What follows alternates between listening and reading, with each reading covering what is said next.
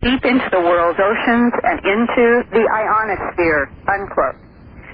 The ionosphere is an electrically conducting set of layers of the Earth's atmosphere about 30 miles to up to 250 miles above the planet's surface, in which atmospheric gases are ionized by solar radiation. It is also the ionosphere that Nikola Tesla claimed that he was able to oscillate with some kind of strong, focused energy back in the 1920s. This high-tech military device is called Project HAARP, H-A-A-R-P, High Frequency Active Auroral Research Program. Aurora looks like it refers to aurora, and aurora usually is an electric discharge of ionized gas where over the poles or the polar regions. The cost so far is estimated to be $30 million for a demonstration test scheduled for December 1994, next month, to see if the computers can focus an electromagnetic beam into the ionosphere where the focus is desired. After that, several more millions of dollars are needed to evolve Project HAARP into what has been described as, quote, the most powerful such transmitter on Earth, unquote. What has several civilians in Alaska worry about, though, especially those residents who live in the Gakona, Alaska area where the transmitter has been built, is why they can't get specific answers from anyone about how such a military project was approved and funded with taxpayer dollars without anyone knowing, even those Gakona, Alaska residents who found out a few months ago when the Federal Aviation Administration began advising commercial pilots about how to avoid large amounts of intentional electromagnetic radiation that Project HAARP will generate and beam into the sky.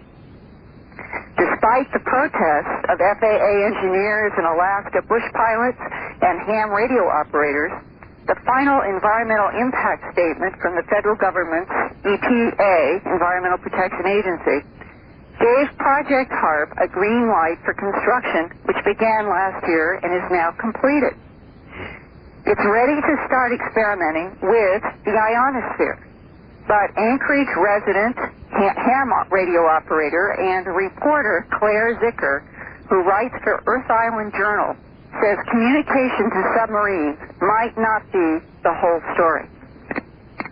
Okay, here comes a report, folks.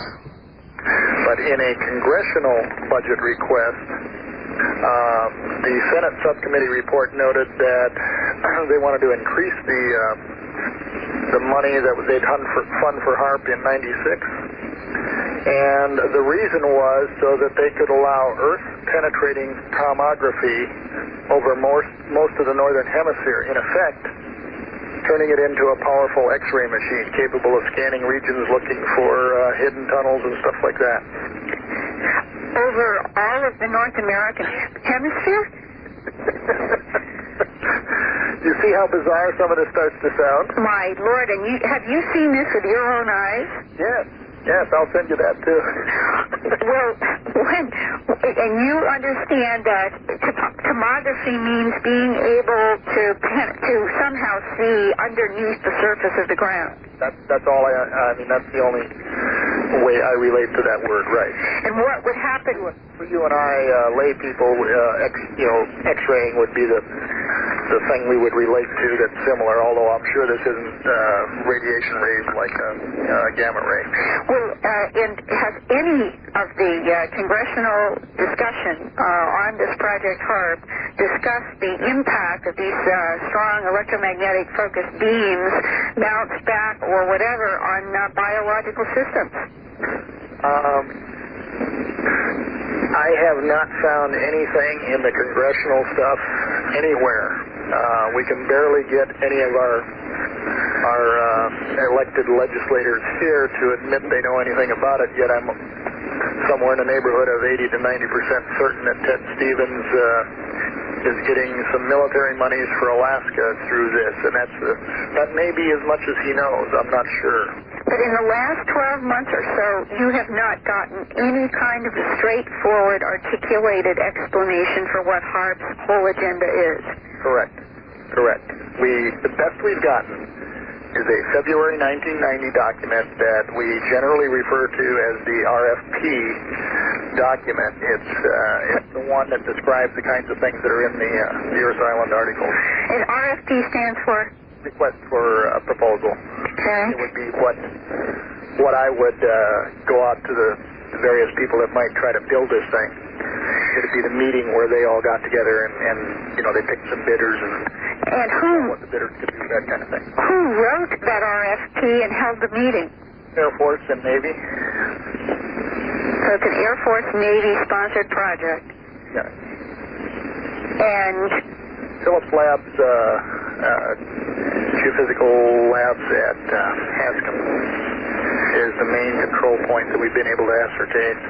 There's some among us that believe Los Alamos may be the real control point, but I can almost see that connection if you talk about Los Alamos relative to non-lethal weapons, which you could easily construe this to be one of. Then I connect. But they've carefully avoided ever calling this a weapon.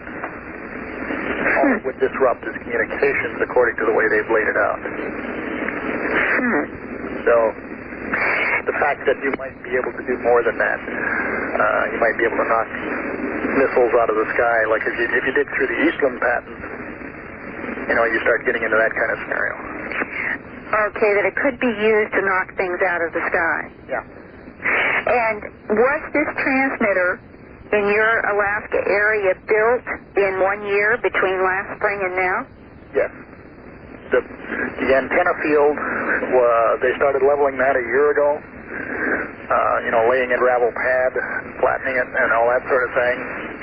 The antenna substructures, I drove by them in August and took a sneak drive in there and looked at it when I was out that direction on vacation. And I've since seen air photos in a local news magazine from that area of more or less completed antenna field where they've got the actual crossed dipoles out there now. Now, how could they build all of this unless they were on some kind of federal land to begin with without Well, they are. That's an old over-the-horizon radar site that got shut down when the Berlin Wall came down.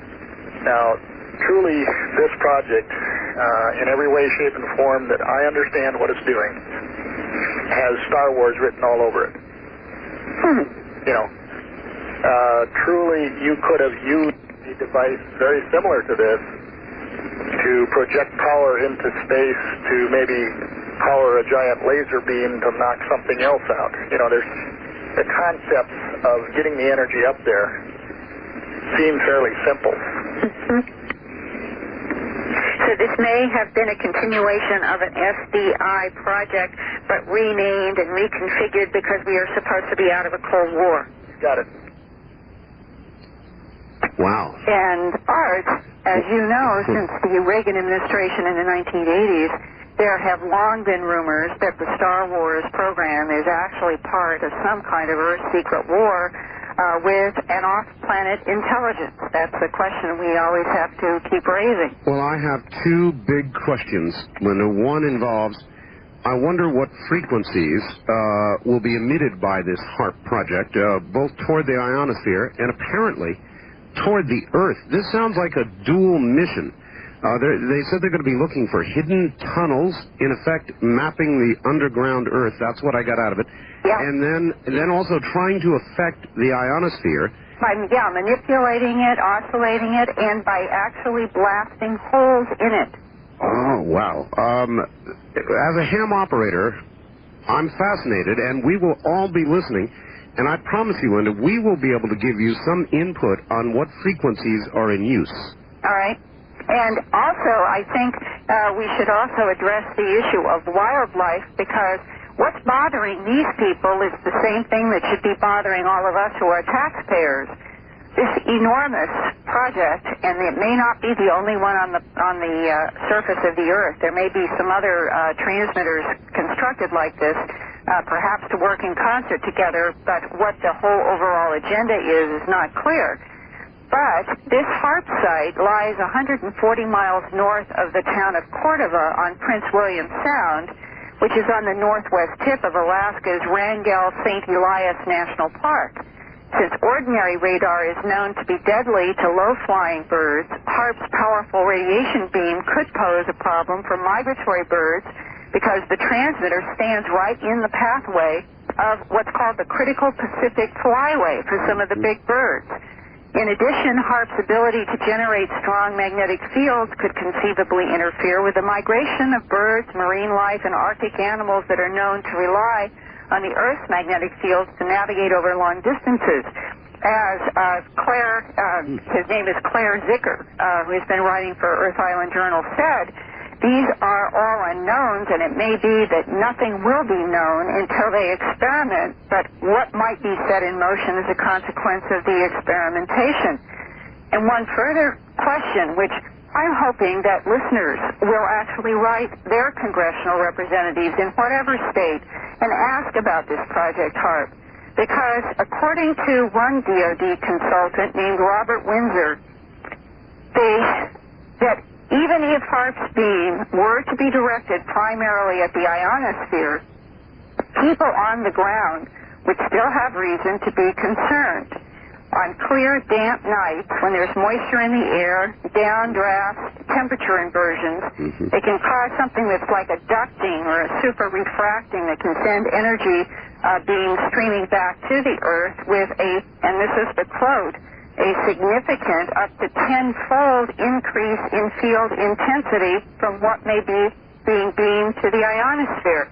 It seems to me that this is an area of many unknowns and nothing has been answered, and people who are living in Alaska who have tried to find out the details have been sort of given a runaround, and this is being paid for by tax dollars. And this is one area where in the United States of America we could at least maybe have a leverage point on where some of our money is going. Let's see if we can put a little pressure on and find out. That's fascinating, Linda, fascinating.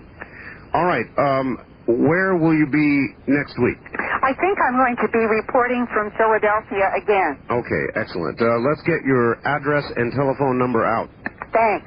It's Linda Howe at Post Office Box 538 in Huntingdon Valley, Pennsylvania, spelled Hunting,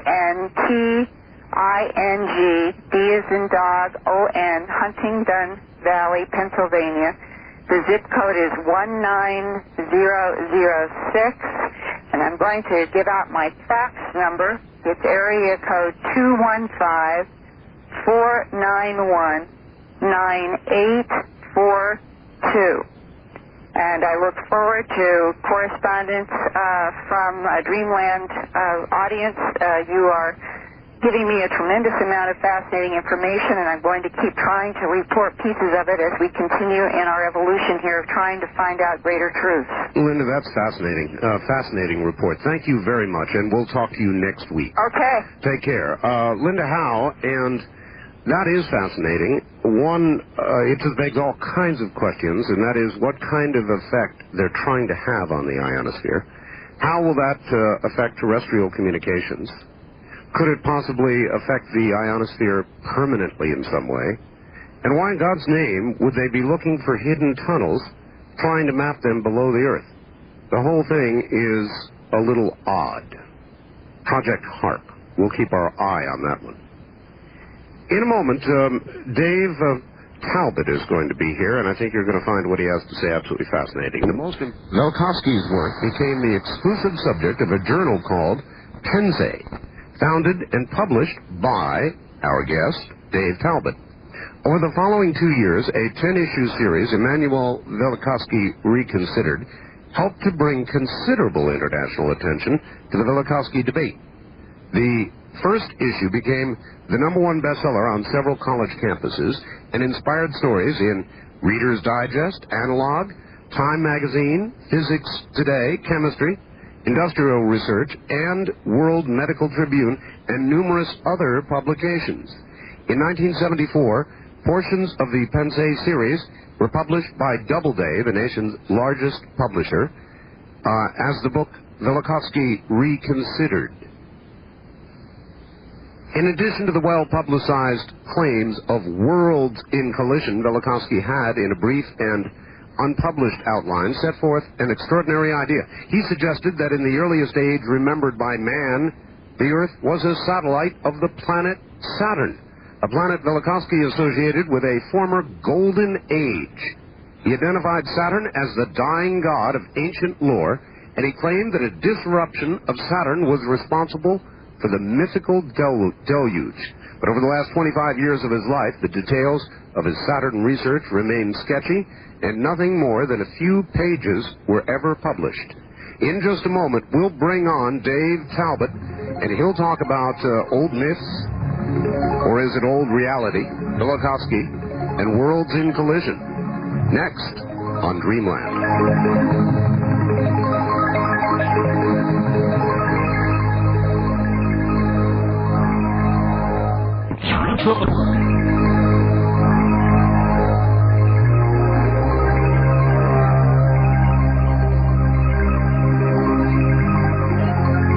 Pre-recorded, previously broadcast You're hearing program. Dreamland with Art Bell. To participate in the program, call toll-free 1-800-618-8255. 1-800-618-8255. First-time callers, area code 702-727-1222. Or the wildcard line at 702-727-1295. This is the CBC Radio Network. Was there really a time when people on Earth looked up to see planets in close passes, or perhaps even worse, in contention with Earth? Were planets that close? Was Earth a satellite of Saturn? Let's find out. Dave Talbot is my guest, and he comes to us, I think, from someplace up in Oregon. Dave, are you there? I am indeed, sir. It's Beaverton, Oregon. Beaverton, Oregon. All right. Well, all right, I'm a little sketchy on your work and on that of Mr. Velikovsky, so catch us up. Help us. Okay, will do. Velikovsky published a book called Worlds in Collision in 1950. It was a #1 bestseller. It started a horrendous controversy that has gone through some ebb and flow over the past 45 years, but Velikovsky himself, who came to his study with a great deal of prestige academically, was wholly disgraced by the scientific community with that publication. Velikovsky had been a colleague of Albert Einstein's and other leading scholars internationally, but the scientific community was not able to endure Velikovsky's publishing a book of the sort of Worlds in Collision. In that book, Velikovsky argued that the solar system as a whole has been unstable in historical times.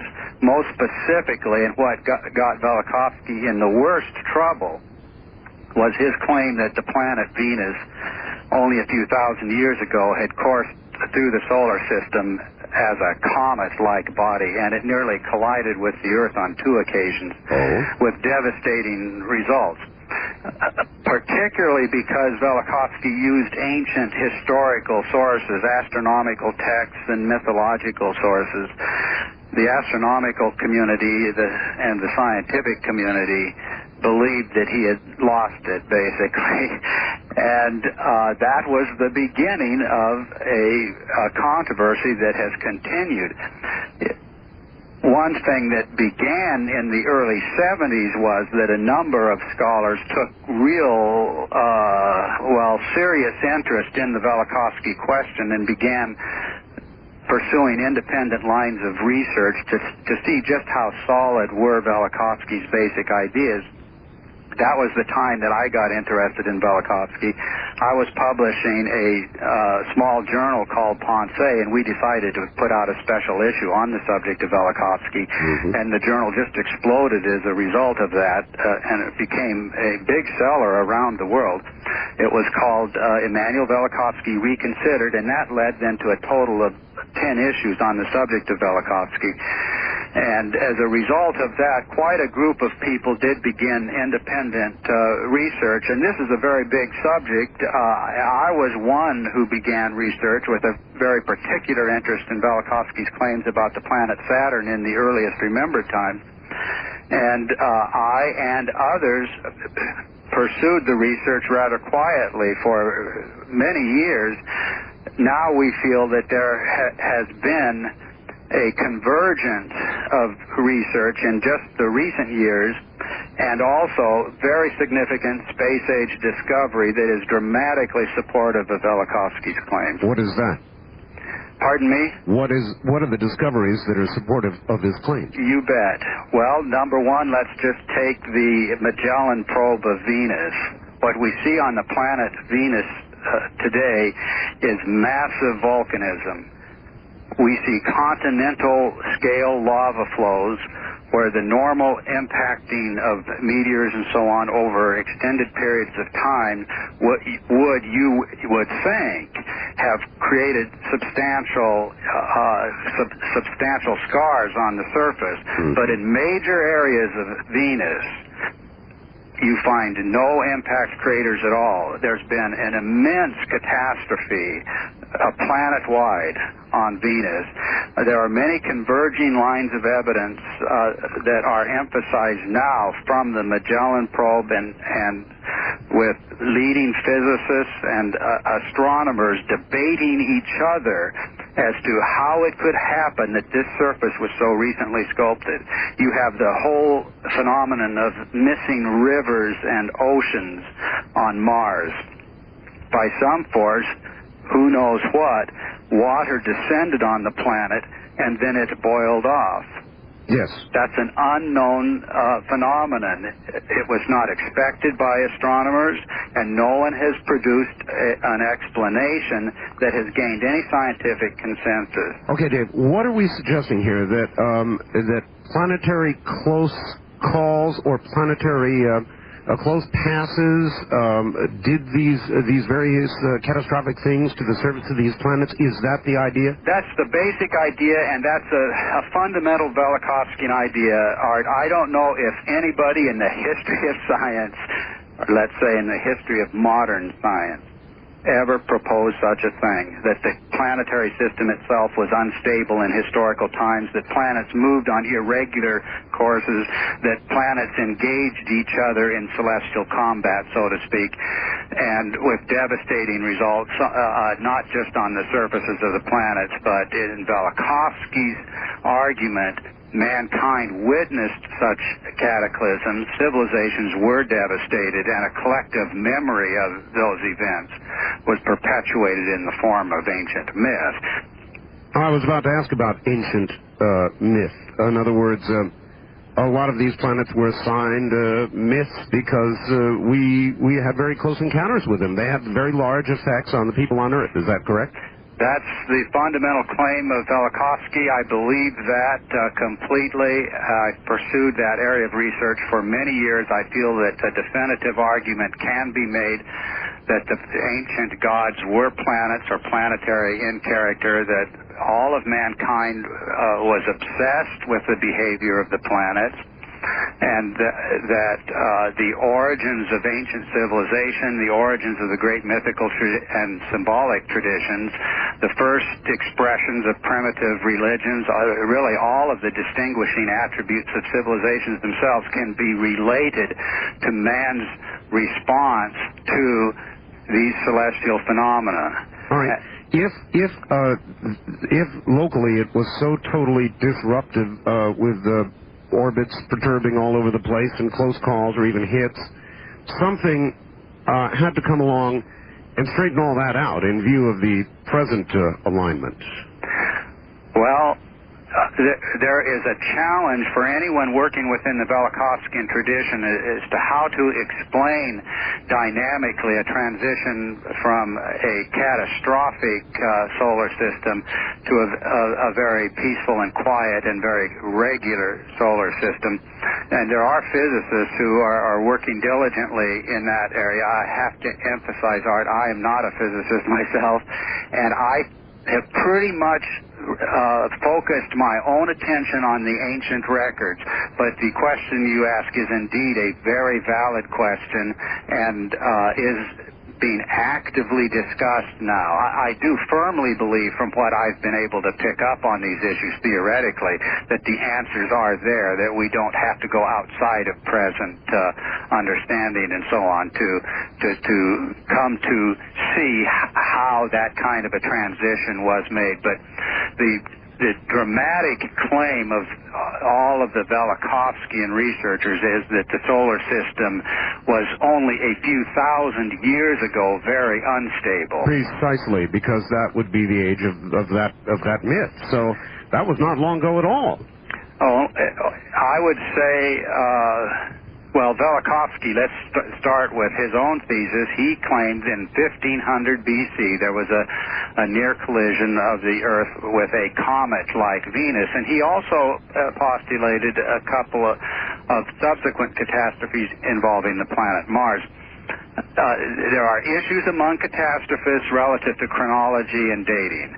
I personally have my doubts about the more recent catastrophes claimed by Velikovsky. I tend to think that the catastrophes with which the ancient mythical traditions are concerned were immediately prehistoric. That means they occurred just prior to the rise of civilization, and the primary activity of the builders of civilization really was a reflection of these events in many, many different ways that we can talk about. All right, let me ask you this. I've had a couple of recent guests on Dreamland who have felt that there is one, perhaps two rogue planets that from time to time return and will come very close to Earth, causing a terrible catastrophe, a reversal, well, if not a reversal, at least a pole change in which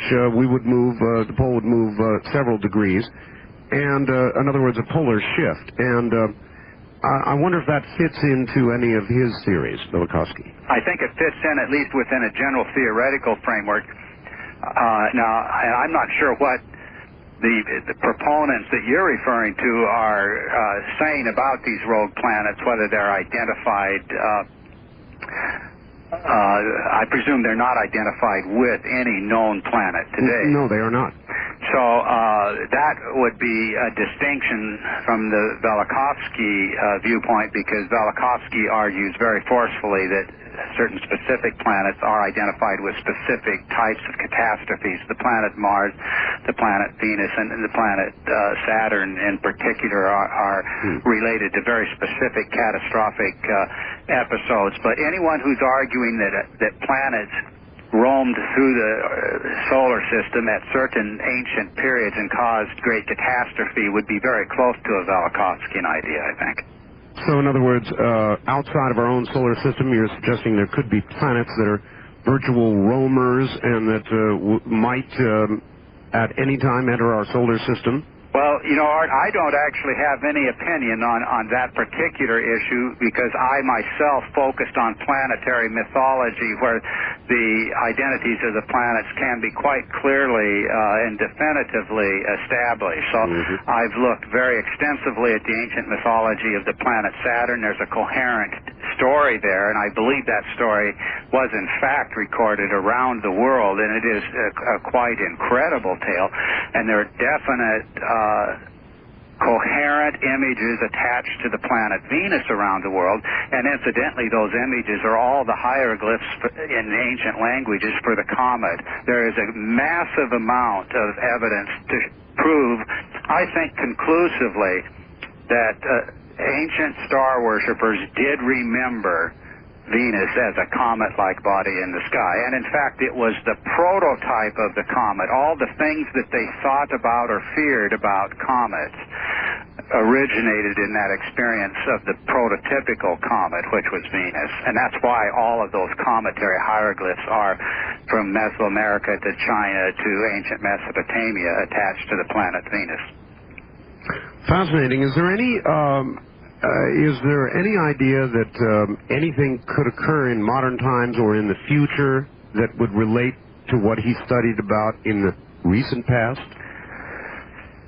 Well, I myself, again, do not feel in a position to express an opinion on that. I guess what I'm saying is, if things were recently unstable and are even more recently stable, then why shouldn't we believe they could again be unstable from whatever it is that stabilized us? You bet. And it certainly suggests that the question is reasonable. It's only natural for people to ask that question. Mm-hmm. When the comet Shoemaker-Levy plows into Jupiter, everybody is asking that question. Mm-hmm. Could it happen here? And I think it's important for one to know that something of a cometary catastrophe sort did occur in the not-so-distant past, and that makes that question, could it happen here, much, much more interesting. Also, I've not met anybody yet who could answer this for me, but I'll try you. Shoemaker-Levy 9, if instead of coming as it did, Shoemaker-Levy 9 had been dead on course for Earth, could we have stopped it? Boy, we would need a physicist on this program to answer that. Art, my intuition says no. Mm-hmm. But I might just hasten to add, there are a number of people very close to the Velikovsky movement. I'll give an example. Dr. Victor Klub, Dean of the Department of Astrophysics at Oxford University, who has... Well, Dr. Klub himself has argued that only a few thousand years ago major cometary catastrophes did affect the Earth, and he is arguing for a mobilization of international resources to find the means to fend off that kind of an intruder. Yes, indeed. I think that's a very good idea. In addition, if Velikovsky is even halfway correct, then there could be easily another major period of either planetary disruption or a return of a group of comets that have been gone for a long time, or material that could certainly head toward Earth and kind of erase us. You bet. I get asked that question a lot, and I guess I would have to say my personal feeling is one of some confidence that this is not imminent. I tend not to be a doomsday philosopher, but it's impossible to deny that events happening not all that long ago seem logically capable of happening again, and we have no way of saying.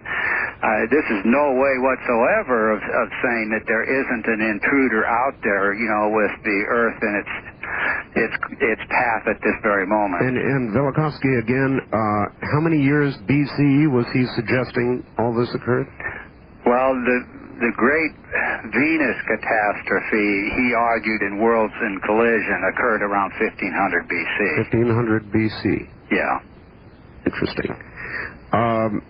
It's hard to imagine that any celestial event of that sort would be a one-time affair.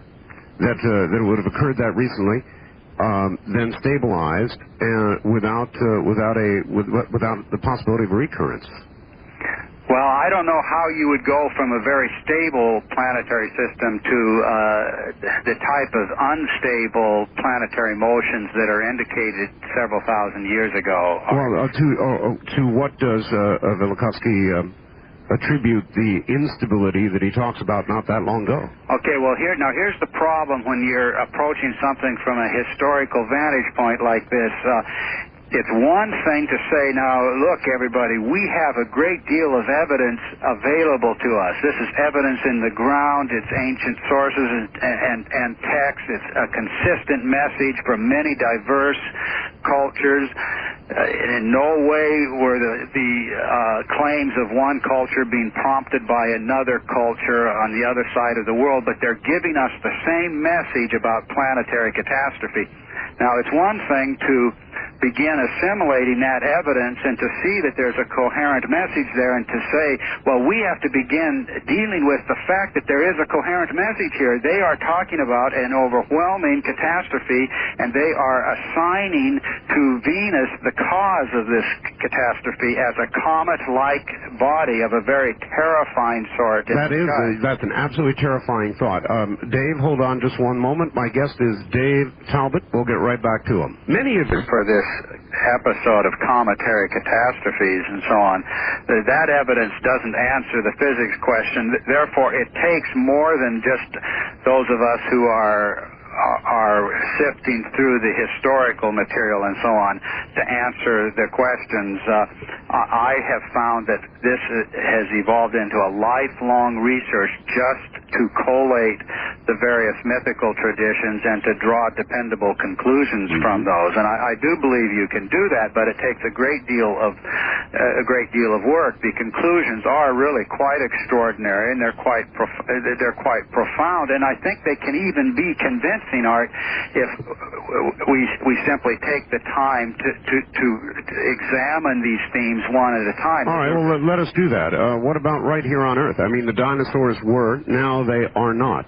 Does Velikovsky have an explanation for the dinosaurs' exit? He doesn't have a specific explanation for the dinosaurs' exit because that was, of course, a considerable time prior to the Venus catastrophe and the Mars catastrophe episodes, but he argued in Earth in Upheaval that there have been major catastrophes going far, far back in time, and the extinction of the dinosaurs now said to have involved a catastrophic event is very Velikovskyan in sound. It certainly is. All right, Dave, hold on. We're at the top of the hour. We're going to break for news. We'll be right back. Dave Talbot is my guest.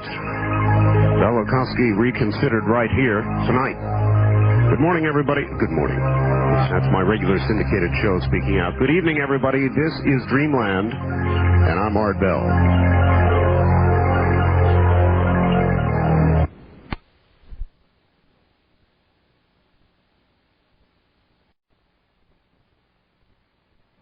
Close to my own heart because in 1972, when I was really being introduced to Velikovsky's work, I began what has turned into a lifelong research project. And let me just give a quick background on that. Velikovsky had claimed that the planet Saturn and the planet Earth had once moved in very close proximity as part of some kind of a system that subsequently unraveled.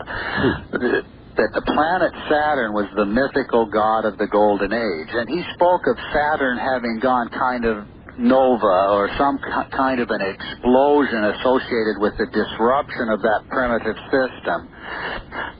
That disruption being recorded, among other things, mythically as the Great Deluge. There was a large quantity of ice that reached the Earth as a result of that catastrophe and gave birth to the Great Deluge legend. But that was just an outline of an idea, and Velikovsky never really drew out all the implications of that idea, and nothing was ever published officially by Velikovsky, but I found it extremely interesting, and it was kind of an open field to begin seeking out the evidences historically to see if something like that really could be substantiated.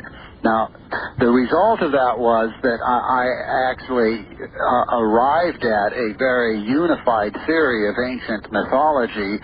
It's highly Velikovskyan, but it's not strictly Velikovskyan. I did come to the conclusion that Velikovsky's Venus and Mars scenarios in the 1500 BC time frame and then the 700 BC time frame, that those have to be reconsidered, and that there is actually something like a myth-making epoch in which the primary themes of myth originated, and this myth-making epoch was prior to the dawn of civilization.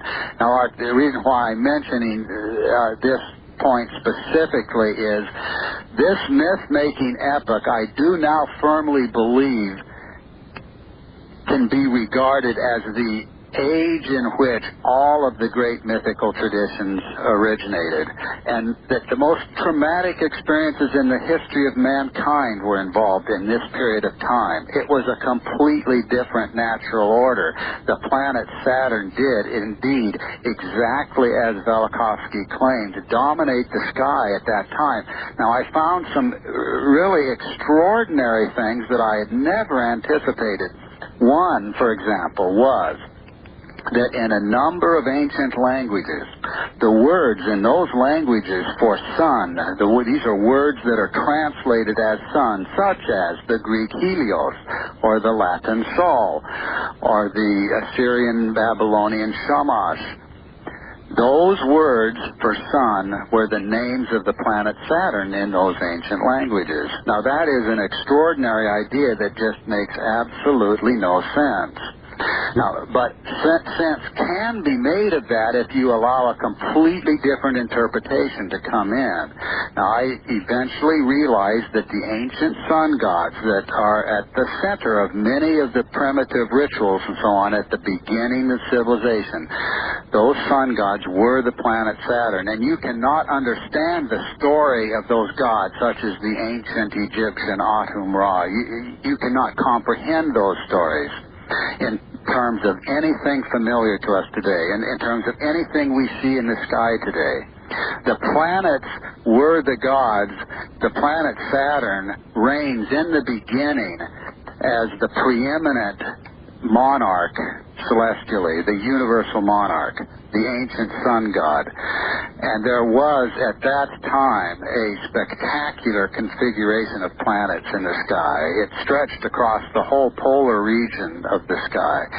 And, Dave, is there any pictograph evidence of this? In other words, if people in ancient times could look into the sky and see Venus that close. Yes. I can understand it would make the mythology you're talking about, but I would think there would be a lot of pictograph recordings of that. Well, I think that was a primary preoccupation, actually, of ancient star worshippers. The pictographs are everywhere. And, Art, I can tell you that I do not know of any recurring themes in the total body of pictographic evidence around the world. I do not know of a single theme that can be identified that answers to anything in our sky today.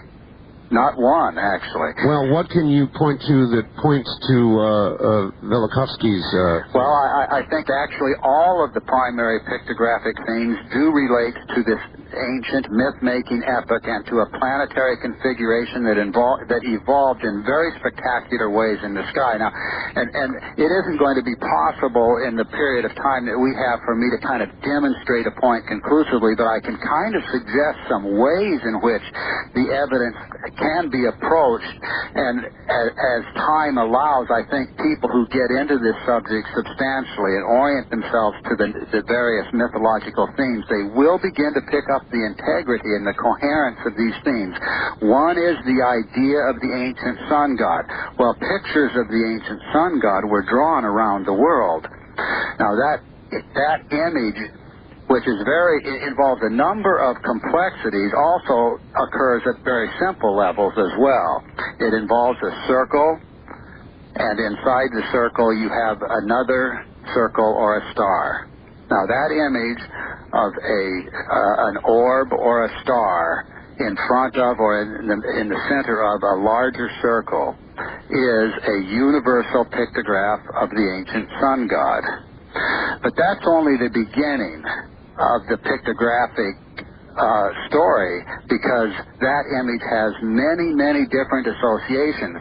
But I'll tell you something else. If you look, whether it's Mesoamerica or ancient Egypt or ancient Mesopotamia, that star in the center of the circle, which is the larger circle, is always the sun god itself. Right. That star in the center is always Venus.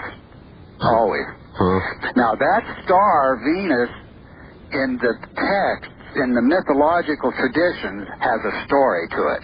Right. Let me just tell you what that story is. And we have to sort of fumble our way into this first because it is such a big subject, and it involves appearances or forms in the sky that we do not see today, and we have to sort of remember each step that we're reinterpreting ideas, we're reinterpreting language in terms of the literal meanings that these words had for the ancients. But that star in the center of the ancient sun god pictographically, it has in the mythical traditions a story. That sun god dies. When he dies, the golden age ends. This is true in ancient Mesopotamia, in Egypt, and throughout Mesoamerica. When he dies, that star, pictographically in the center of the sun, becomes a flaming serpent or dragon, which is the ancient hieroglyph around the world, together with maybe 4 or 5 other hieroglyphs that are very prominent for the comet. The birth of the comet Venus is synchronous with, in the global mythological tradition, the death of the ancient sun god, who is Saturn. Now, whatever else one may think about these ideas, and you have to just gradually draw them out, it's a universal tradition, and it has not been previously detected by scholars. The reason it has not been previously detected by scholars is that they have tended to work in specialized realms. And when they have seen such anomalies as the name for the word translated, or let's say the name for the sun, meaning actually the planet Saturn, they think they're dealing with a local anomaly. So what is that suggesting occurred? That there was a pass close enough to us? Well, no, let's see if we can answer this question first, then. What was happening fundamentally at that time? Right. We were part of a planetary system in which the planet Saturn loomed throughout the age, remembered mythically as the Golden Age. It loomed as an immense body in the sky.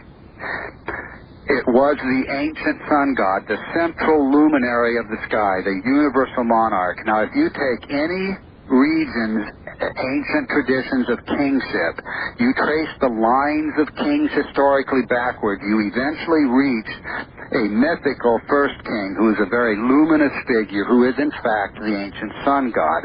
And that god is the planet Saturn, ruling the sky as the universal monarch, considered by every ancient culture as the prototype of kings. That's how powerful this entire experience was on the human imagination. Suggesting then what? That it was in an orbit almost similar to ours, very close to Earth? Is that right? Okay, now we have to get to a level of a little bit more specificity. Not only did this ancient sun god dominate the sky, it was motionless. It did not move. Now, as bizarre as it may seem, it does not matter which ancient culture you go to, that culture will place the ancient sun god at the stationary center of the sky. It is the pivot of the celestial revolutions. That means there is only one place in the sky that it could have occupied, and that's the North Celestial Pole. So, however it may have occurred dynamically, the axis of the Earth was magnetically or otherwise fixed on that large, immense orb of Saturn. Therefore, the tradition of the ancient central sun, the superior sun, the best sun. These were the ancient terms for that sun to distinguish it from the body we call sun today. And that body in the sky has a very specific history, and it can be reconstructed down to highly specific forms recorded around the world, these forms behaving in very specific ways. And the history of that sun god, including the birth of the great comet Venus, which was mythically that central animating star appearing in the center of Venus, that its going forth as the great comet Venus was the exhalation or the departure of the sun god's own heart soul as a great comet, as the great fiery serpent dragon. And then there follows a period of incredible catastrophe, remembered as cosmic night, the wars of the gods, tremendous upheavals, and then a regeneration of the sky in a substantially transformed order. And this great comet Venus is just raging across the sky as this mother goddess figure with flaming disheveled hair, or as a flaming serpent battling other powers in the sky. But that cometary figure was, before this episode, the star Venus, seen in the center of the sun and worshipped around the world as the Great Mother. And that was the original identity of the planet Venus, as the central luminous heart soul of the original universal monarch. All right. If that was the order of things, is there any suggestion what mixed up the order of things, turned it into a comet, realigned everything? Is there any suggestion in Velikovsky about... Well, now, I have to first hasten to add, this reconstruction of a Saturn thesis and so on is Velikovskyan at its inception.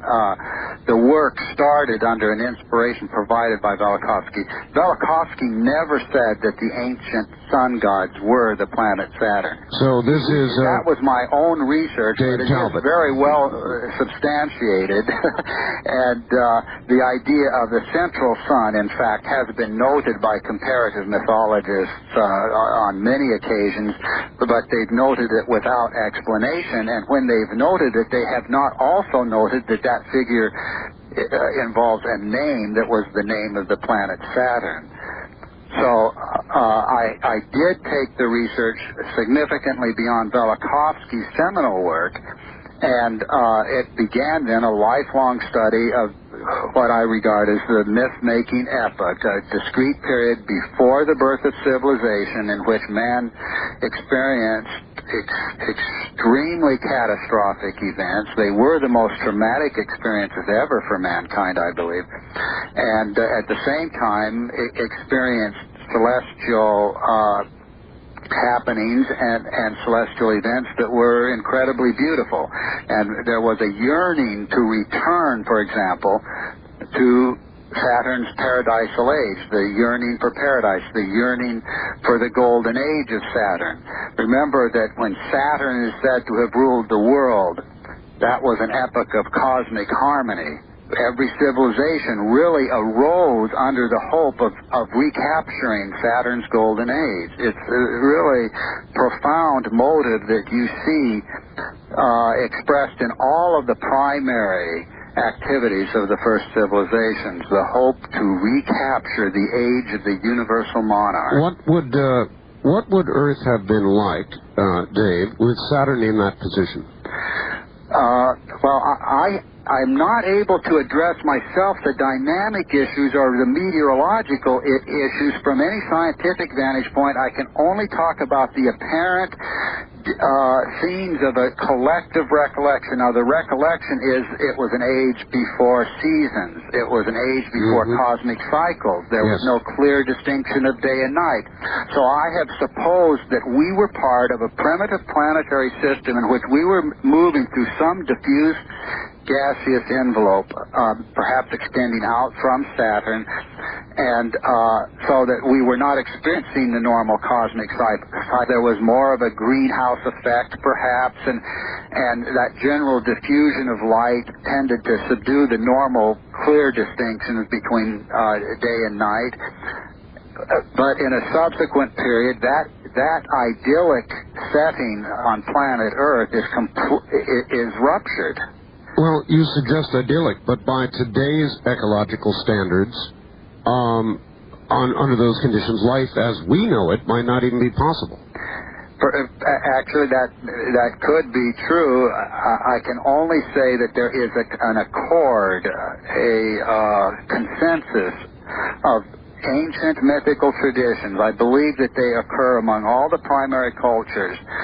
They remember a lost golden age, and they will say specifically about that age. It was a time without conflict, a time without war, a time without hunger. The earth blossomed continuously, an eternal spring, no seasons. And this age came to a catastrophic conclusion.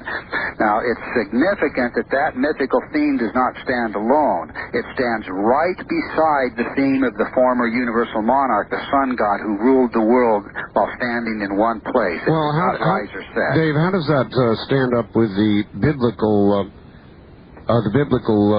paradise on earth that at once we had?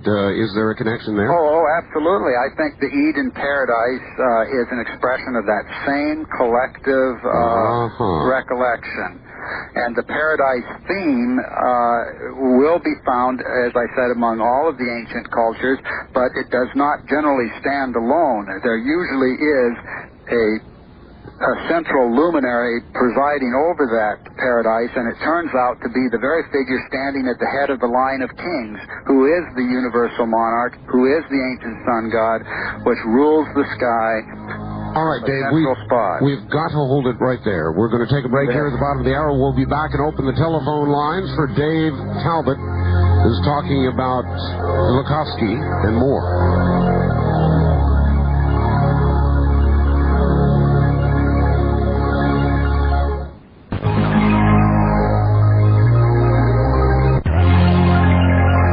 Of Nine. You're hearing Dreamland with Art Bell. To participate in the program, call toll-free 1-800-618-8255. 1-800-618-8255. First-time callers, area code 702-727-1222. Or the wildcard line at 702-727-1295. This is the CBC Radio Network. Worlds in collision, could they have been? Could the solar system have been aligned, as Dave Talbot, an extension of some of Velikovsky's work, suggests? If you have questions, we'd be glad to try and answer them for you, or engage in any discussion you would like. We'll give you the full... All right, back now to Dave Talbot. Dave, are you there? I am indeed. All right, Dave, let me do just one thing. Let me give out a full set of numbers here. We're going to open the lines right now. The first-time caller line, in case you have never called the program, is area code 702-727-1222. That's 702-727-1222. We have the wild card line, several of those available at area code 702-727-1295. 702-727-1295. And finally, for everybody east or west of the Rockies, toll free, it's 1-800-618-8255. 1-800-618-8255. Let the lines ring, please. Until they are answered, we will come to you as soon as it is your turn. Are you ready, Dave? I am, sir. All right. Here they come. On the wild card line, you're on the air with Dave Talbot. Hi. Oh, how you doing, Dave? Very good, sir. Yeah, I was interested. I heard you talking about how Venus may have entered the solar system as a comet, and I was going to say that might explain why it rotates the sun in the opposite direction of the rest of our solar system. Yes, the physicists who have expressed an interest in this subject, and there are some very well-trained, very competent engineers and physicists and astronomers with a strong interest in this subject, they do emphasize the anomalous rotation of Venus. It rotates reverse from the other planets, and very, very slowly. That's one of a list of anomalies about Venus and so on that are very noteworthy and have gained a lot of attention from the Velikovsky. I've often wondered if there could be a series of planets on the opposite side of the sun that rotate possibly in the same gravitational plane or maybe in another gravitational plane of the sun, and maybe, as you know, different planes of the sun rotate in opposite directions and at different speeds, I believe, or maybe not at different speeds, but they rotate in opposite directions and they rotate separately. Okay, this is I'm sorry to say, outside outside completely my own area of expertise. All those subjects are very fascinating to me, but I just have to defer to people who are really expert in that area. All right, very good. On the first-time caller line, you're on the air with Dave Talbot. Hello. Hello. Yes, sir. Where are you? I'm in Burden, Kansas. All right. Okay. Go ahead. You're on the air, sir. Go ahead. Yes, I read Velikovsky in the early 70s, and at that time, I just from my understanding of Velikovsky, I made some predictions myself that have subsequently been proven by science, like the hole in the center of the galaxy. One of the predictions that I involved was that the solar system travels through the galactical plane. And a couple of weeks ago, on Art Bell's message from Mary, he described a wave coming across. Well, this would fit into the prediction that I made about the galactical plane having a wave. Do you know anything about this, and has your studies led you to believe anything in this regard? I'm all ears when anyone starts talking about that, but they'll have to teach me on the subject. I have no training in these areas. I've been so completely preoccupied with sifting through the ancient material and reconstructing the primary themes around the world that I have not had the time, except for more incidental discourse with astronomers and physicists that are pursuing the Velikovskyan areas of research. It would be nice to sort of have a Velikovskyan physicist, for example, sitting alongside me here, because these questions are very fascinating. And I'm sorry, I have nothing that I could say to add to your comments. All right. On the wildcard line, you're on the air with Dave Talbot. Good evening. Good evening, sir. Hello? Hello? Yes, turn your radio off, ma'am. Ma'am. Yes, turn your radio off, please. Okay. Okay, where are you calling from? I'm calling from San Diego. San Diego, go ahead. I'd like to find out about Zechariah Sitchin's books, if that has any corroboration with what this gentleman has to say. No, I think we're actually working in completely different fields of research. My own emphasis has been on planetary mythology. I've gone back and I have looked into all of the themes relative to ancient planets and celestial bodies. I personally concluded that the great themes of myth do have a very direct relationship to a spectacular planetary configuration in the sky. I believe that configuration can be reconstructed down to a surprising level of detail, and that the story is truly coherent or consistent from one culture to another once you recognize the original meanings of the symbols. And this is all very literal. They drew pictures and they told stories about great celestial forms. The character of these forms can be identified from a study of the languages themselves, and that you can see there's a coherent story there. It's just that we've tried to interpret that story by reference to our sky today, and none of the story or none of the aspects of the story make any sense in reference to our sky today. Now, Sitchin is really coming from a completely different vantage point, and I really don't have an opinion other than this. I do feel that his approach to Mesopotamian gods that I did observe and I cannot recall the name of this particular book, I did feel that he was not representing the contexts in which those figures are actually presented in historical sources. He was not representing those contexts properly, but beyond that, I don't have anything to observe on that. Well, his theory is that he got this information by decoding ancient records way back, maybe 30,000 years ago. Yes.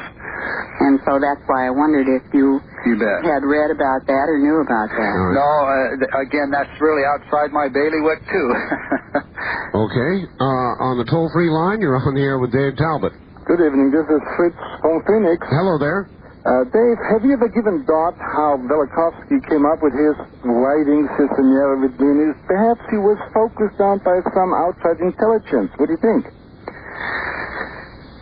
Well, he was also a great scholar, and we have to give him credit for that because he moved toward his thesis about the planet Venus through a series of steps. He was pursuing study of the time of Moses and became fascinated by the plagues of Egypt. And he concluded that there was a great natural event that occurred and could explain those plagues, and he began to look deeper, began to notice parallels in other lands, began to realize that there is a body in the sky. That's all fine. Well, Dave, what the caller is asking is whether there is some a suggestion or any suggestion in his work that extraterrestrials influenced it. Is that right, Fritz? Yes. All right. No, I think actually there is, to the contrary, evidence that he worked through a systematic set of findings to draw his conclusions. So the answer is no. I really don't think so. All right. On the wild card line, you're on the air with Dave Talbot. Hello. Hi. I just wanted to comment on the extraterrestrial aspect of the last caller. Yes. That Semyasi, in the Billy Meyer contact in Switzerland, talked about a great event that occurred where basically the magnetic fields of our solar system were disrupted, and there was all the planets changed position. And this happened sometime between 12,000 BC and the best that I can tell around 2024 BC. And she also talked at the same time about a special relationship that we had with Saturn. Oh. So I just wanted to point that out in terms of the ET involvement. All right, thank you. Okay, in other words, Dave, if you're working from known mythology, some of these folks are coming from a different direction, but the story seems very similar, and it would seem to me that in your work, you might want to investigate some of these avenues that would tend to corroborate what Velikovsky said. I will indeed consider any relevant information that is passed on to me, and I do have an interest personally in these other subjects, and will always try to keep an open mind on them. The area of my own research has been on historical material, as I've said, so I just find these other dimensions fascinating and would like to know more. Well, in pictographs and or even in mythology, Dave, there's a great deal suggested about extraterrestrial visits or visitors from elsewhere in very ancient times. And so maybe there is some sort of connection. On the first-time caller line, you're on the air with Dave Talbot. Hi. Hi. This is Dick. I'm calling from Reno. Yes, Dick. We have not been able to receive you tonight because this lousy station, KOH, has preempted your program with a football game. Well, don't say they're lousy. Well, they are. Actually, they're a very good radio station, and they will carry the program after the game. I would like to suggest that you get on KNX because of the skip. KNX comes up here very well. Yes, I'm well aware of KNX. And it's a much better station. Yes, well, KNX doesn't do talk, sir. They do news. No, I know. We listen to it most of the time, except when you're on. I see.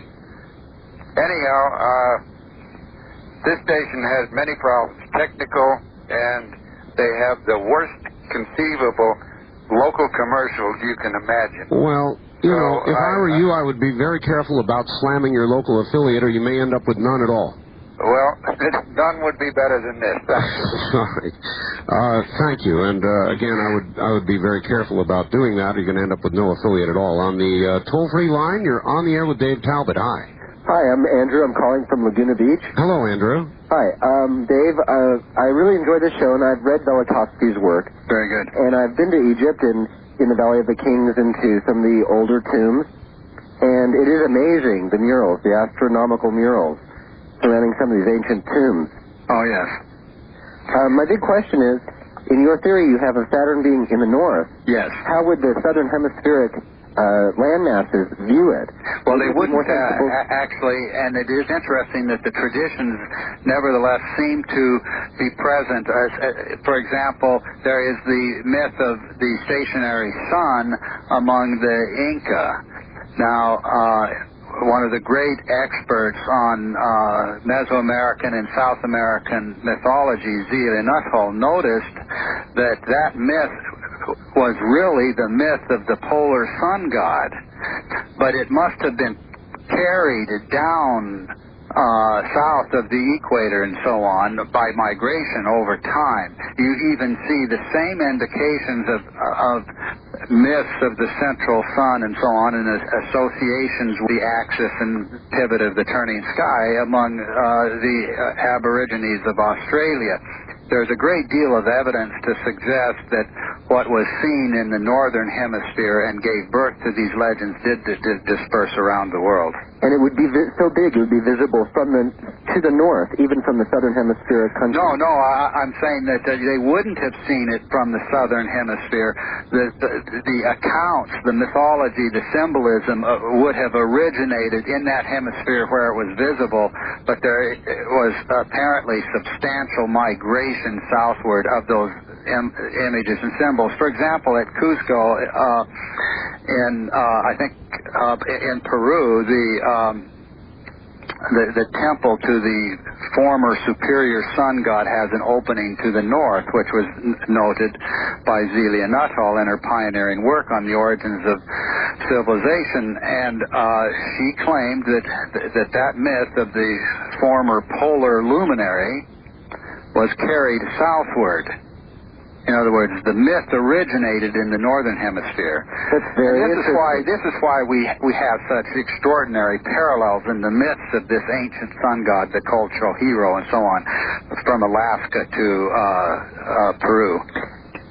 Is this the same, then, Venus perturbation that Velikovsky talks about in 1500 BC associated with the Jewish people leaving Egypt and the polar shift that caused the Red Sea to split, and the amount of carbon dioxide in the air leading to the creation of manna?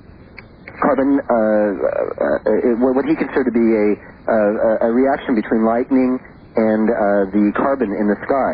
Could you elaborate? Well, let's just talk about Velikovsky's idea, and I really have to, for Velikovsky's sake, distinguish certain things that I've talked about from his work.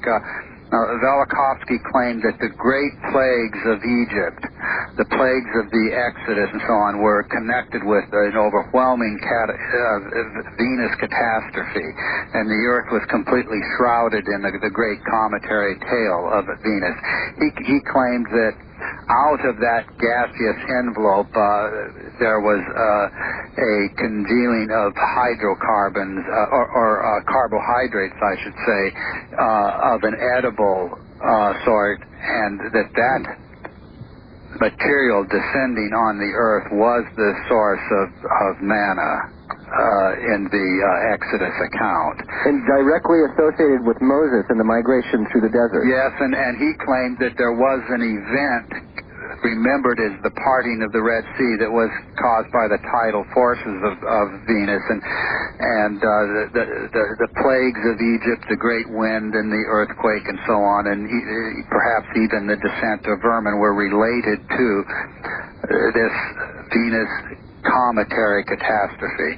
Now, I'm in a little bit of an ambiguous position here because my own research led a little in a different direction, and I tended to reinterpret some of these things in a non-Velikovskyan way. Well, Velikovskyan in the fundamental sense, but not Velikovskyan in the specific sense that he was interpreting those stories. So I think out of respect for Velikovsky, we need to acknowledge that it was he who claimed that manna had descended from in other words, what you're saying cometary tail. All right. What you're saying is you don't buy that, and that's where you differ with him. Is that about right? Yeah, I've not been convinced of that. Let's put it this way. All right. Very good. Well, we don't have to tiptoe around things, Dave. Okay. And I'll avoid that. Okay. On the wild card line, you're on the air with Dave Talbot. Hello. Hello there. No, you're not. On the second wild card line, you're on the air with Dave Talbot. Good evening. Hello there. Hello. Yes, hello. Yes, I have, pardon? Go ahead. Well, I have over 700 replies from an ad in the newspaper. For what? And, pardon? For what? Could you hold on just a second? No. Goodbye. On the first-time caller line, you're on the air with Dave Talbot. Good evening. Hello there. Hello. Yes, you're on the air. Turn your radio off. I have done that. Okay, good. Where are you calling from? From Phoenix. From Phoenix. All right, go ahead. My question is, if Velikovsky was such a renowned scholar before he published this work, what happened that the tables turned that he was then vilified for not being a good scholar? How did it not get turned around that people took the work more seriously rather than degrading the scientist? That's a good question. What vilified him, Dave? Well, he claimed certain things that the scientific community as a whole felt were completely incredible. And they would never believe that only a few thousand years ago planets were moving on such erratic courses. They would never believe that ancient mythology, a completely discredited source, could provide you a level of evidence on which you could challenge the foundations of modern science. Science has always assumed, in considering the planets, that those bodies have moved on the same courses for many, many millions of years. Well, and entire schools of science have actually been founded on those premises. Yes, well, it would seem to me to support the biblical version of things, Dave, is... Yes. And you do agree with that. Now, as you know, the Bible claims that creation is not very old, that things were very different not very long ago, cosmically, just a few thousand years, and this would tend to support that.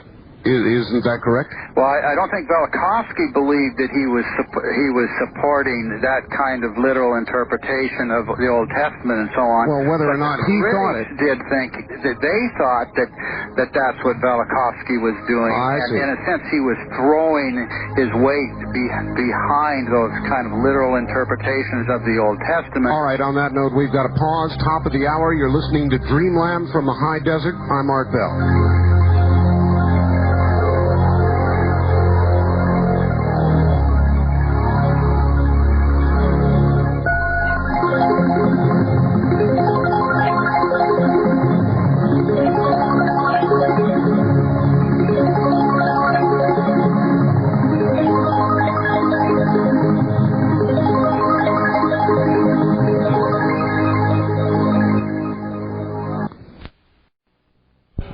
Back now to Dave Talbot. Dave, we were talking about the vilification of Velikovsky. And when do you think that regular science and scientists vilified Velikovsky because his theories seem to validate biblical explanations? I do think that was one of the reasons, and they said so explicitly. I think there were other reasons as well. I think every leading scientist of the day was entrenched in a work that had existed by inertia for many, many decades, and life's work was invested in those theoretical frameworks. Textbooks were written, classes were taught with these theoretical frameworks leading the way. Velikovsky was proposing to remove the rug entirely, and they just felt that was completely untenable, and it was just too preposterous to even take the time to read. So the denunciations of Velikovsky generally were written by scientists who had not even read his book. That's how horrendous that controversy really was. All right. There's a lot of it going on today, too. On the toll-free line, you're on the air with Dave Talbot. Good evening. Hello, good evening. This is Eugene speaking from SoCal, Northern California. Yes, sir. I had a question concerning Velikovsky's theory of reverse polarity. Was that, did he allege it was caused by a large body moving close to the Earth? Yes, he did, as I recall, and I believe that he suggested that an electrical discharge passing between the comet Venus and the planet Earth was involved in a reversal of polarity, and he suggested also a tilting of the axis of the Earth, in fact, a tipping over of the Earth. Okay, was this a phenomenon caused by a large comet, or was it a potential scenario that could occur again?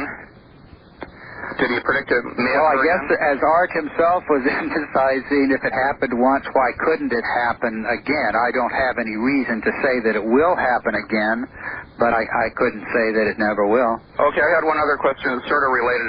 There was an abduction in Pascagoula, Mississippi on October the 11th, 1973.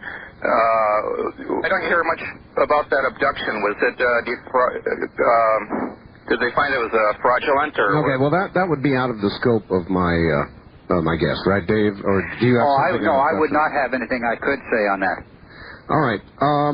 A large electrical discharge that caused a reversal of the poles. Well, the Earth, according to Velikovsky, on a very close passage of the comet Venus, was seriously disturbed on its axis. The axis tilted and perhaps turned over.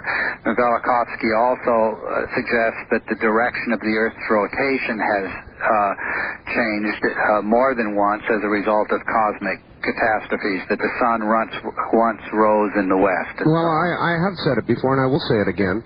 If all this occurred in the very recent past, cosmically, then there's every reason to believe that it could easily occur again, and that would coincide with some of the predictions made by Nostradamus and others about what's going to occur around the year 2000.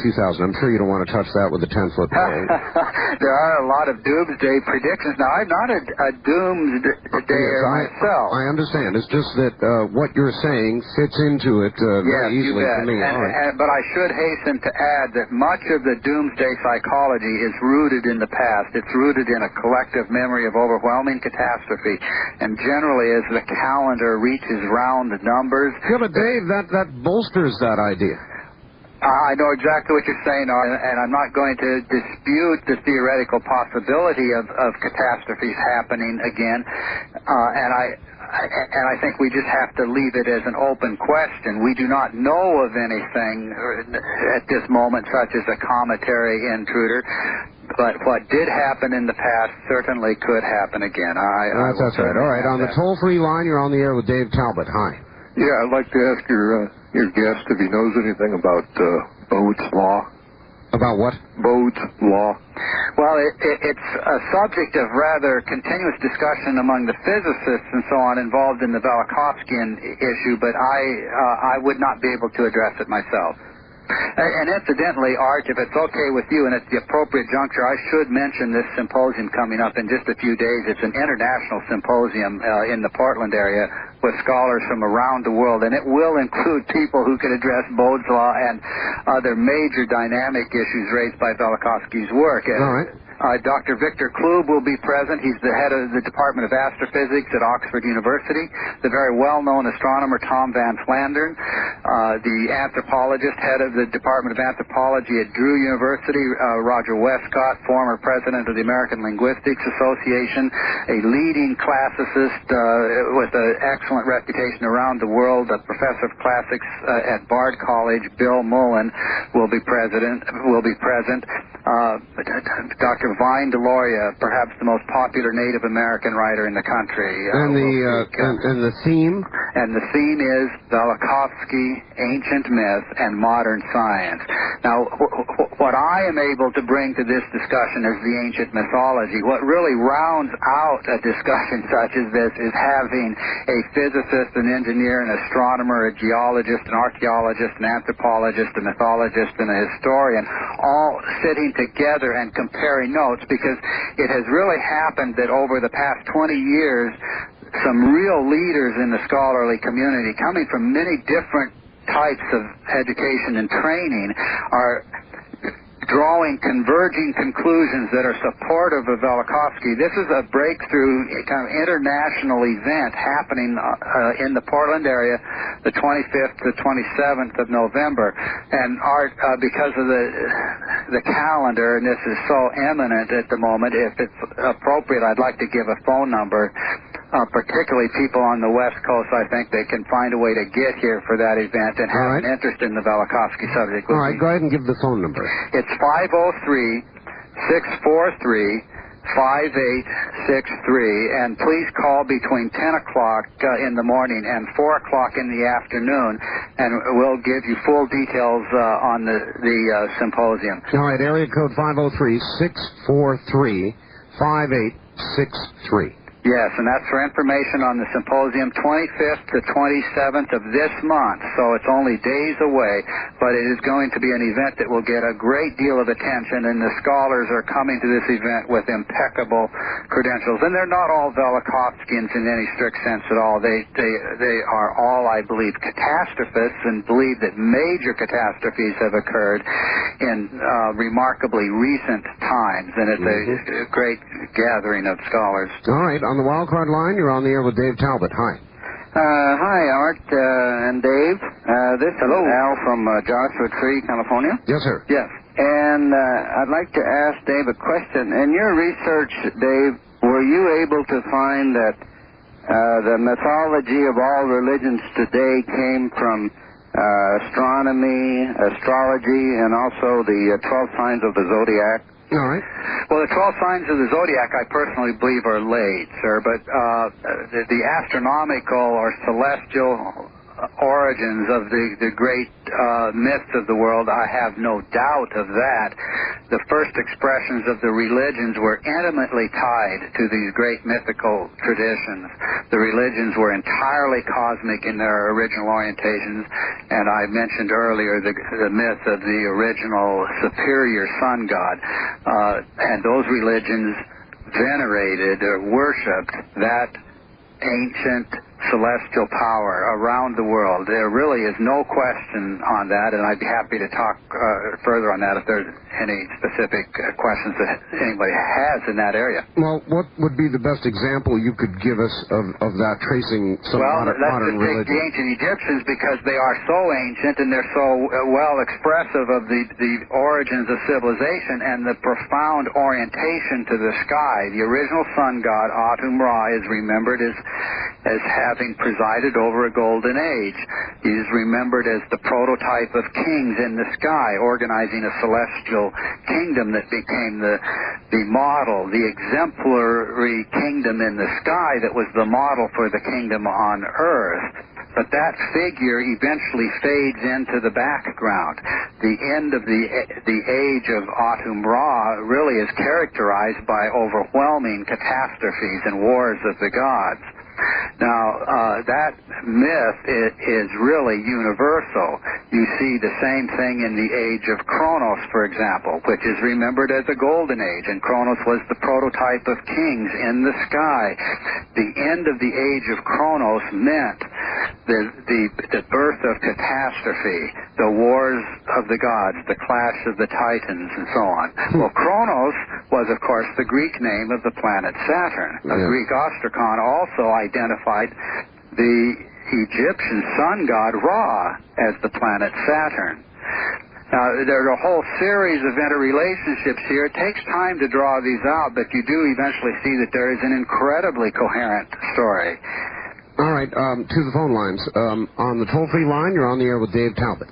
Yeah, this is Dave in Wichita. I was wondering if Dave has studied any of the ancient Eastern philosophies in regard to the advent of celestial catastrophes on Earth. Oh, yeah. That's a good point. Oh, yes.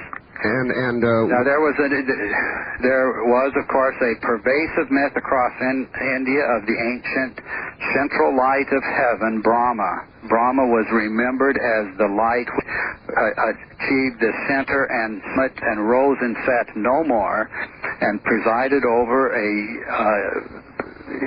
golden age. Now, that age of perfection ended in a sweeping catastrophe.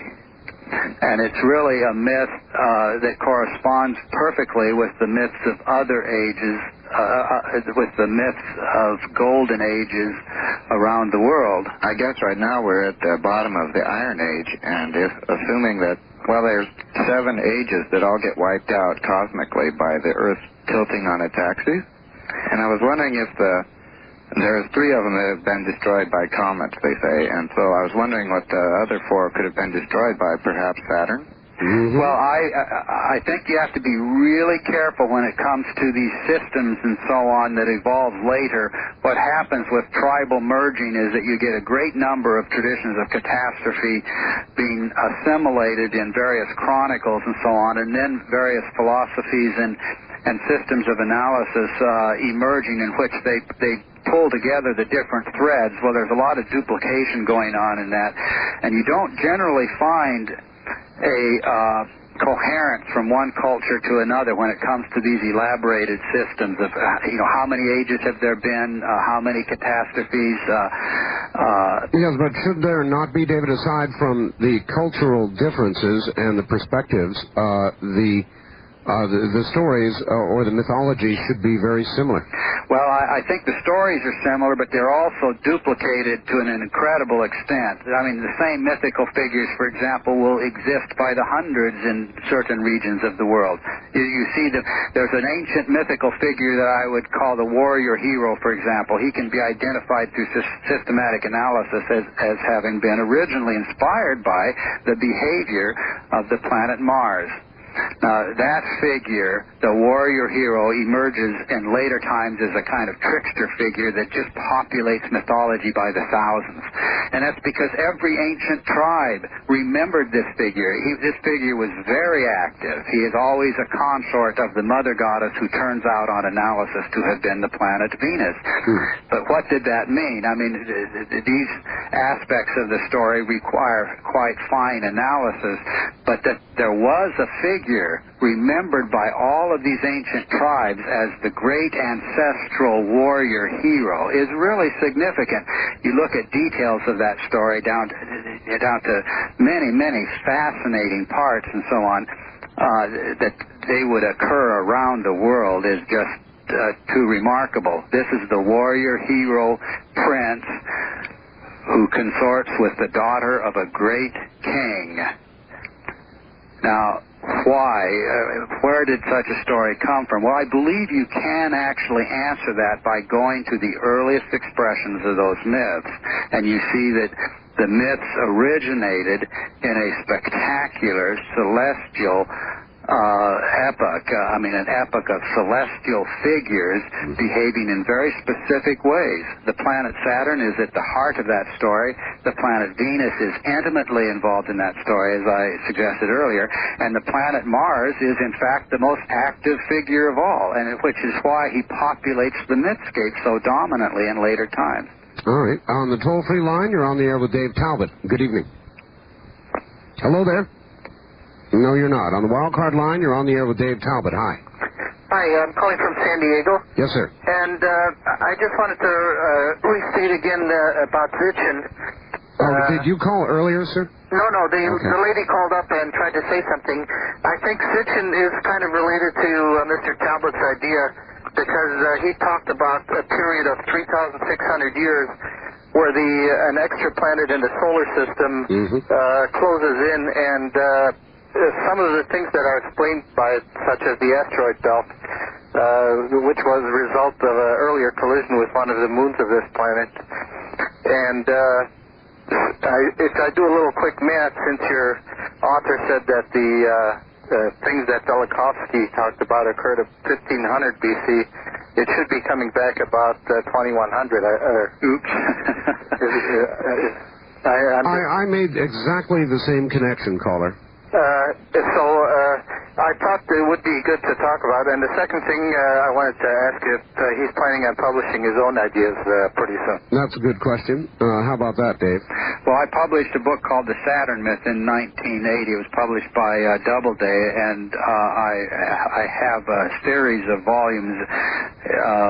This work has expanded substantially in the last 5 to 7 years, and it will be some time before I can bring those to completion. But I'm with a group right now that is in production on 2 video documentaries. One is called Velikovsky, and the other is called In Saturn's Shadow. And that second documentary does highlight the Saturn research. So I'm hoping that through a series of video documentaries we will be able to save some time in bridging the communications gap here to get a general story out to people, and then the published material would follow that. But this is a field in which the interest has been very high now by scholars who have been pursuing the historical material, and I think there is an incredible story that is going to come out in the next few years. Do you expect there to be discoveries in modern astronomy or science, any other field of science, which will begin to verify Velikovsky? Well, I really do, and I think anybody who would take a fair look at the direction of space-age discovery would have to say that the image of the solar system presented by modern science today is much more Velikovskyan in appearance than it ever was in the vicinity of 1950 when Velikovsky published Worlds in Collision. I mean, everything that we have learned about the planets as the result of space-age discovery has emphasized recent geological activity. All right, Dave, on that note, we've got to pause here at the bottom of the hour. Dave Talbot is my guest, the works of Velikovsky and beyond. Less than 2.5, or just about 2.5 hours now to order the newsletter, the inaugural edition. After that, the chance gone. The number is 1-800-917-4278, Visa MasterCard only. Visa MasterCard only, $29.95 a year at 1-800-917-4278.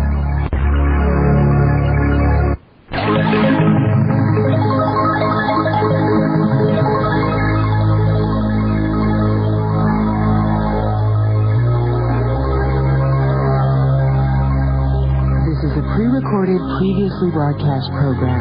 From the Kingdom of Nye, you're hearing Dreamland with Art Bell. To participate in the program, call toll-free 1-800-618-8255. 1-800-618-8255. First-time callers, area code 702-727-1222. Or the wildcard line at 702-727-1295. This is the CBC Radio Network. Yes, sir. All right. Here's a fax in from Mike in Olympia, Art and guest. I have extensively researched the pole shift theory due to be triggered by the conjunction on May 5th, 2000. Part of my research led me to Velikovsky. I missed an hour of the show, so I don't know if this was brought up or not. What do you think of the 5-5-2000 possibility? Well, actually, you're mentioning that right now is the first I've ever heard of that, and I would just have to group that with other predictions of doomsday events that they're just so completely outside my own area of expertise. Well, it is Velikovskyan. It's just the It's a future. Velikovskyan idea, certainly. I mean, it has that motif to it, and I'd be interested in seeing when people have something to suggest relative to anticipated disaster and so on. I'd be interested in seeing the nature of the reasoning. I do think we have to apply normal rules of logic and demonstration and not fall into the trap of just simply speculating on a subject randomly. And we do see a lot of that when it comes to this type of subject. So I'm very reluctant to make statements relative to anticipated disasters, that the solar system has been unstable in very recent times is enough of a warning to us. And beyond that, I think that we have to speak with some evidence in hand and so on. All right. From Al at the University of Arizona, I'd like to ask Dave if he's looked into historical India, because they understood astronomy to a very high degree. India is also where the Greeks learned science. This was during Alexander the Great. Well, I have looked into the great myths of India extensively, and yes, there was a burgeoning astronomy in India. It did tend to come later. I think most scholars would say that the birthplace of astronomy was in Mesopotamia, and they would say as well that the Greeks picked up a great deal of learning on astronomical matters from the Babylonians and so on. But the ancient mythical traditions of India, I do feel, speak with the same voice about the ancient golden age, the catastrophic conclusion of that age. You see the same figures of the mother goddess and the warrior hero very active in subsequent epochs and so on.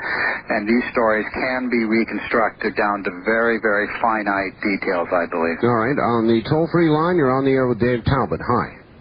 Hello. Hello. I was caught unaware. I've been trying for so long, I thought, well, I'm going to get disconnected in a moment.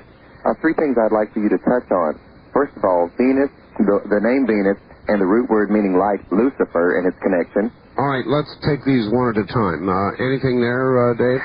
Well, I think there probably are a lot of old Indo-European roots related to Venus. One of the interesting associations of Venus is as the old hair star and the bearded star. You have the bearded Venus, Venus barbata, the bearded Ishtar, the bearded Aphrodite, and so on, which is particularly incongruous in view of the female character of that personality.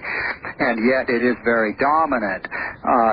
The word Venus itself has been connected with an ancient Indo-European root meaning beard or lock of hair.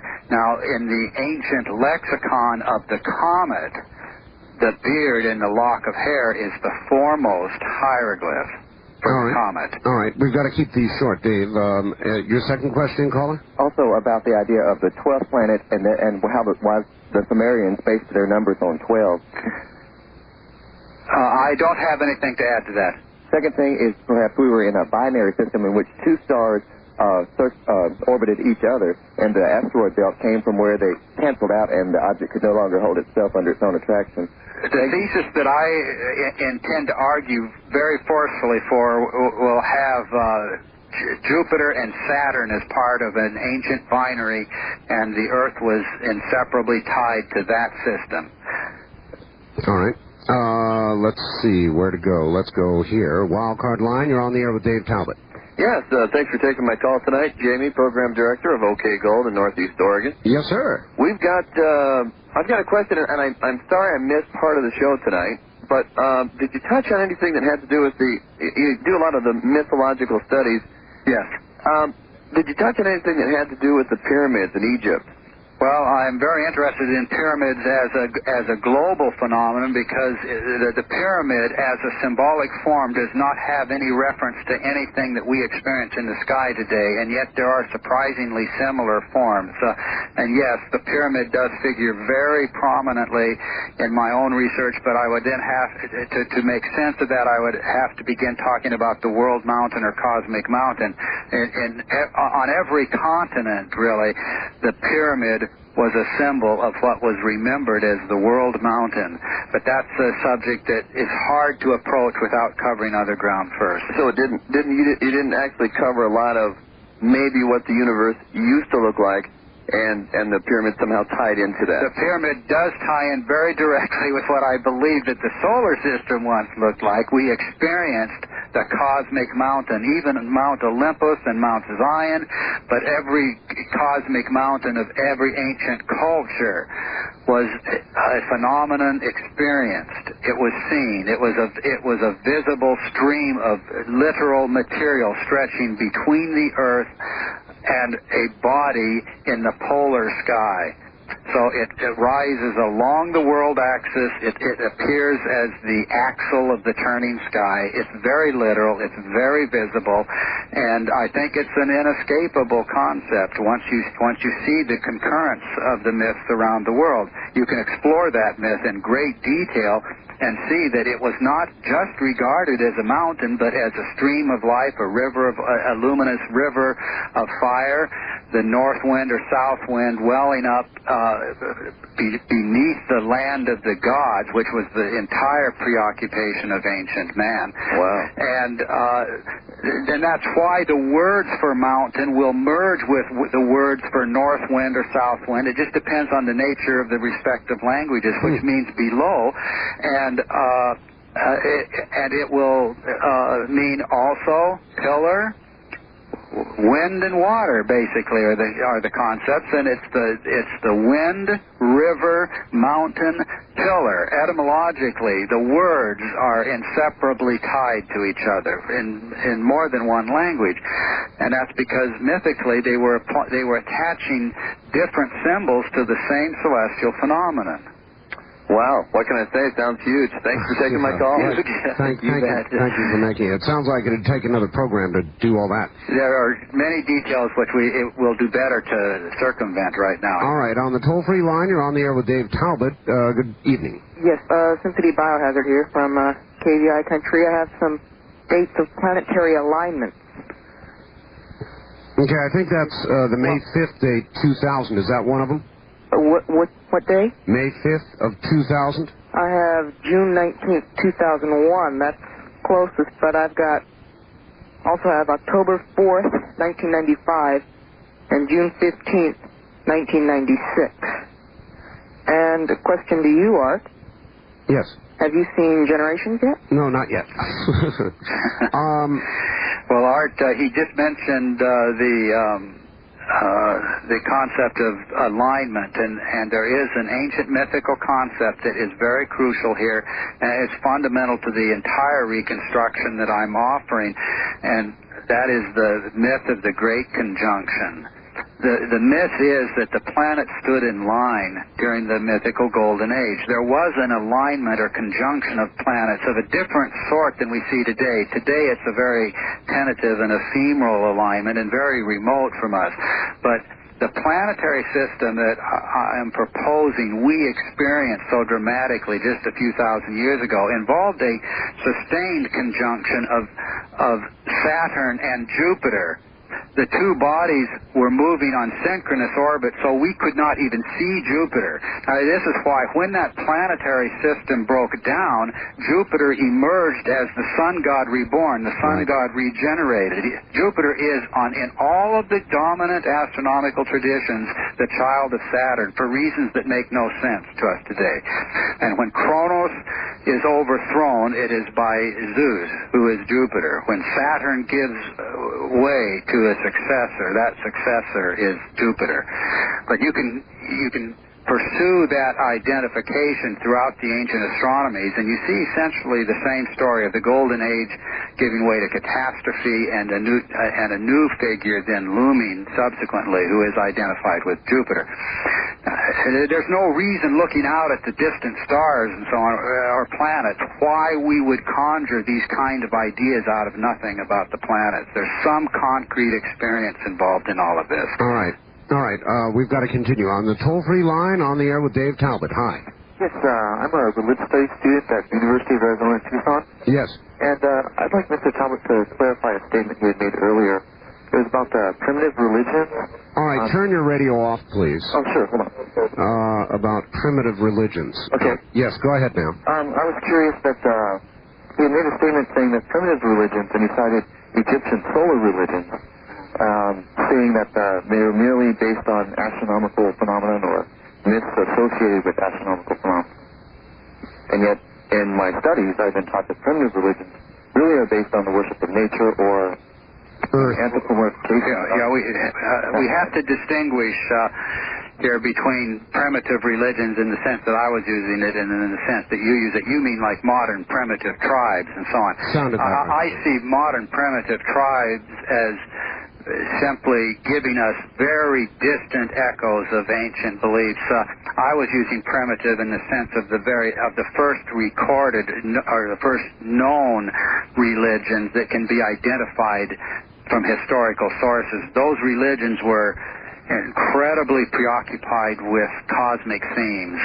And I suggested that this ancient sun god figure, who is explicitly identified in the astronomical traditions as the planet Saturn, not the sun, that this figure is at the center of these ancient rituals and rites, that civilization itself seems to have been born out of those rituals, reenacting a former time, the golden age of Saturn. And so then for example, early American Indian culture would only show you brief echoes of this much older myth. That's exactly so, I believe. But the preoccupation with things in the sky was literal, and it was complete. And even the technologies of the early civilizations can be shown to have a very interesting connection with those earlier rituals. I mean, where did the wheel come from, for example? There was a wheel being used in rites and rituals around the world before man ever harnessed the wheel for any practical purpose. That wheel was cosmic in its mythical context. They turned praying wheels and various calendar wheels and other wheels on the walls of temples before they ever used a wheel for a practical purpose. That was their reenactment locally of the turning of the cosmic wheel in the sky. Now, who holds the cosmic wheel in the sky? Well, look at the ancient myths of the planet Saturn in many cultures. You'll see him holding the cosmic wheel. That was a visible apparition in the sky. It towered over man. Every ancient city, every ancient temple was a replica of that great wheel, which is why they were originally conceived as wheels. There's an incredibly large story to be told on all of this. All right, Dave. On the toll-free line, you're on the air with Dave Talbot. Hi. Hi. Where are you, sir? Radio. Hello? I'm calling from Arizona. I can barely hear you talking to your phone. Can you hear me now? Yeah, that's much better. Okay, I'm calling from Arizona. Yes. I was wanting to ask him what was the significance of the sun then? What did the sun itself serve as? Well, I don't have any doubt that the sun was present, but it wasn't the subject of the myths. What the myths were focused on was an evolving, spectacular configuration in the sky. It was immense. It was extremely close to the Earth. It was catastrophic. The fate of man hung in the balance. The reason why I say the body we call sun was there is that configuration of planets involved a spectacular crescent on Saturn. Now, as the axis of the Earth was turning, that crescent revolved visually around the polar center, and that gave the ancient daily cycle. The relationship of that crescent to the archaic cycle of day and night is very clearly established. That crescent pointed west, so to speak, and was descending as the sky darkened and that configuration grew bright. It was directly below as the configuration was most spectacular and bright. Then as the crescent rose to the right, the sky was surrounding it was brightening, and so the configuration faded. And as the crescent was above, that was the period of diminished light of that spectacular configuration.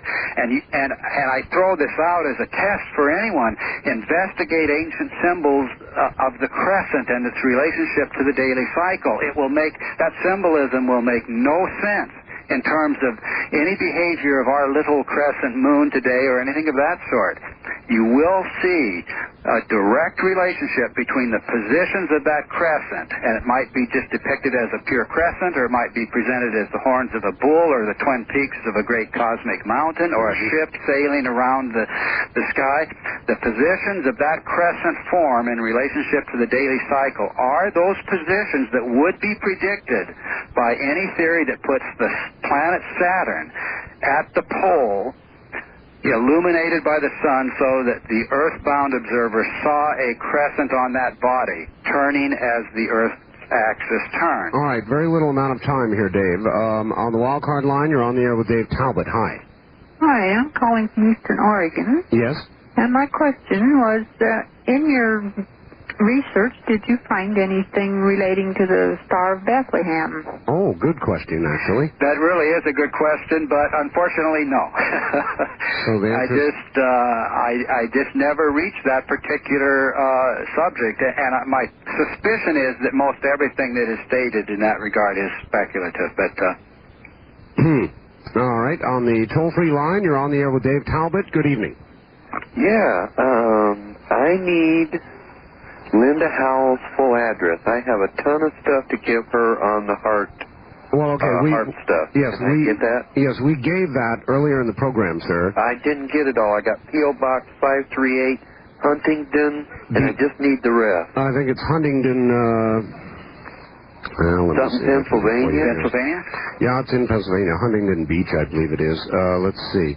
Huntington Valley, Pennsylvania. And the zip code is 19006. Oh, great. I got a ton of stuff for her. Well, okay, there you go. Thank you. All right, thank you.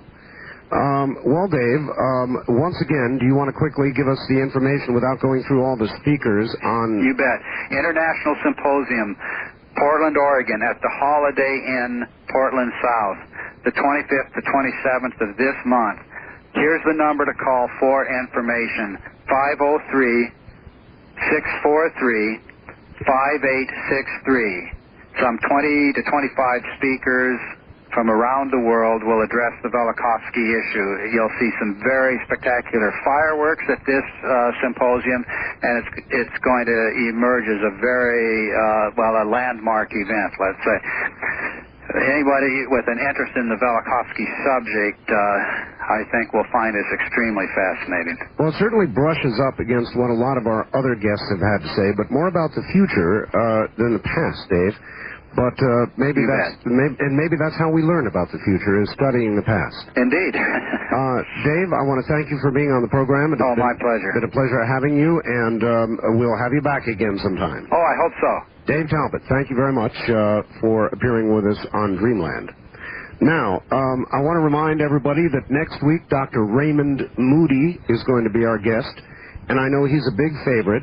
Dr. Moody seen just about on every television program dealing with anything that relates to his work at all. Most recently, the Ancient Prophecies television program. And I guess this is my last opportunity, and I mean my last opportunity, to urge you to call and get our newsletter, After Dark. This is it. The deadline is in about 2 hours. 2 hours from now. After that, your opportunity to get the premier issue is gone. Only Visa and MasterCard orders, repeat, only Visa and MasterCard orders. Do it now or be sorry. The number is 1-800-917-4278. Again, 1-800-917-4278. For everybody at the network, thank you and good night. This has been Dreamland, a program dedicated to an examination of areas in the human experience not easily nor neatly put in a box. Things seen at the edge of vision, awakening a part of the mind as yet not mapped. Yet things every bit as real as the air we breathe but don't see. Please join us again next week at this time for Dreamland.